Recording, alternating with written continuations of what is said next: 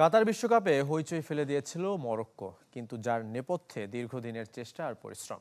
Footballer তৈরিতে তাদের বিপুল বিনিয়োগ ও খেলাটির প্রতি ভালোবাসা শুধু আফ্রিকা নয়, পুরো বিশ্বেই আলোচনা এনেছে।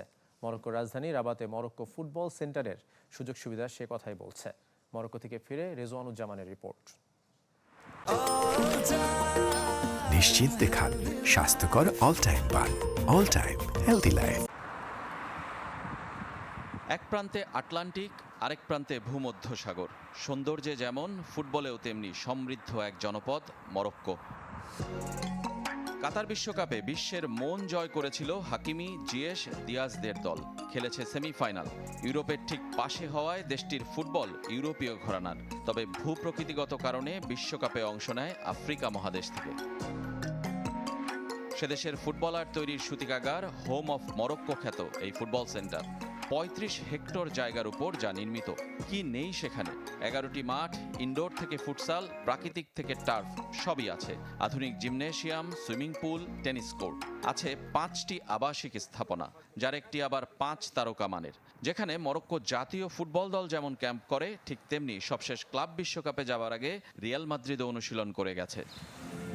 $৬৫ মিলিয়ন বিপুল বিনিয়োগে ৬ বছর আগে তৈরি হয়েছিল সেন্টারটি, যার সুফল মিলছে এখন।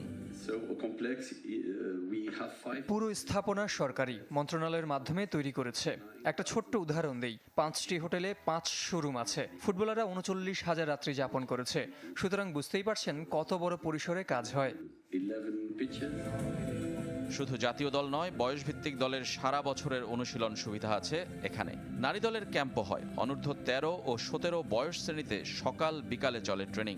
এমনকি রাতে ফ্লাড লাইটের আলোয় নিজেদের ঝালিয়ে নিতে পারেন ফুটবলাররা। এখানে অনূর্ধ্ব 13 ও 17 বয়স ভিত্তিক শ্রেণীতে 155 জন নারী ও পুরুষ ফুটবলার নিয়মিত অনুশীলন করে। তারা সকালে স্কুলে চলে যায়, বিকালে এসে আবার প্র্যাকটিস। জাতীয় বা বয়সভিত্তিক দলের বাইরে ক্লাবগুলোকেও সুবিধা দেয় এই সেন্টার। এখানকার আধুনিক স্পোর্টস মেডিসিন সেন্টারে সব ফুটবলারের শারীরিক পরীক্ষা বাধ্যতামূলক। লিগ শেষে যা কিনা সারা বছরের ডেটা হিসেবে সংরক্ষিত থাকে। ফুটবল মরক্কোর জনপ্রিয়তম খেলা, যার প্রমাণ মেলে মরক্কোর আনাচে কানাচে চারপাশে। Rezwanuzzaman, channel 24, Morocco.